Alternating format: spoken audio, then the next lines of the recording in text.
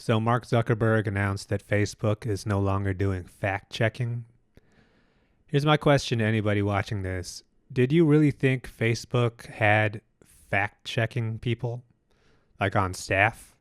Like real people in a room somewhere whose job it was to verify facts on Facebook, of all places? That is news to me. Like, I feel bad for anybody who lost their job, but at the same time, I can't imagine you were actually doing a whole lot if that was your full time job at Facebook.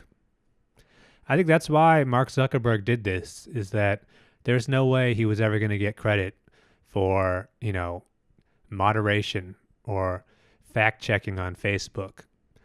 This is like when McDonald's got rid of salads. It's like, yeah, that's not what we come to Facebook for. We go there to argue with each other and to sell stuff on Marketplace. Mark Zuckerberg, I'm not a fan, but I think of all things, this is not something that he should be facing criticism for. The closest thing that I ever thought there was to moderation on social media is like bots.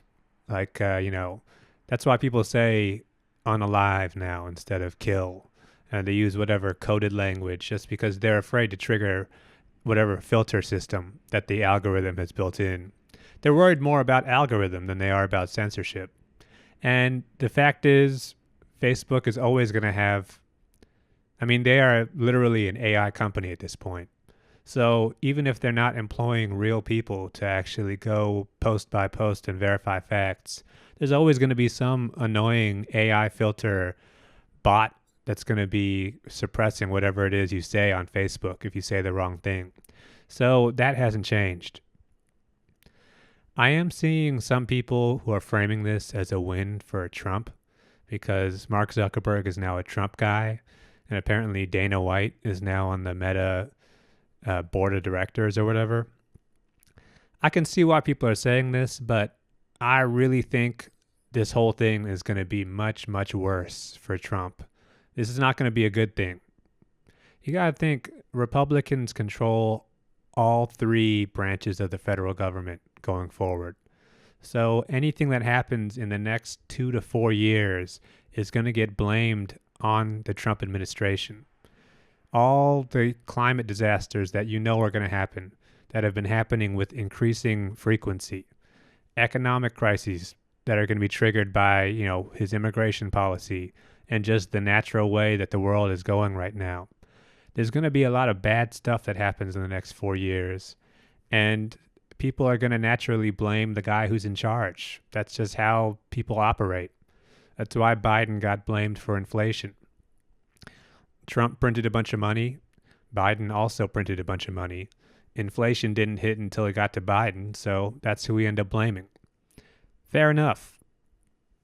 The thing you got to keep in mind is that social media is a very negative and miserable place. Those are the kind of people it attracts. Those are the kind of people it rewards.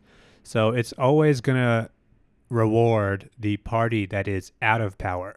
That's why the last 4 years were so big for the right. It's because they were out of power and then they could use social media to complain, which is pretty much all it's good for, is complaining and spreading negativity. So the next 4 years, it's going to be the left that gets to complain. That is all we can really do at this point. There's no real political power left. So we can go on Facebook, we can go on Twitter, go on here, and just complain to each other. That's what it's going to be. I think the real lesson to learn from this is that it is impossible to police the internet in terms of content. Maybe we could have done that like 20 years ago, or if people had been more thoughtful in the way that they designed everything, but it's too late for that. People are pissed off, and they're always going to be pissed off. And I really think the next era of social media is really moving away from open discussion and general population.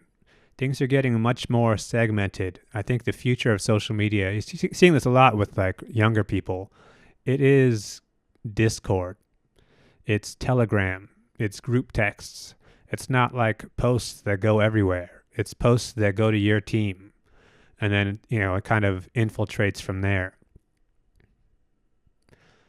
But really, the thing you got to keep in mind politically is that from now on, uh, it's all going to be one-term presidents.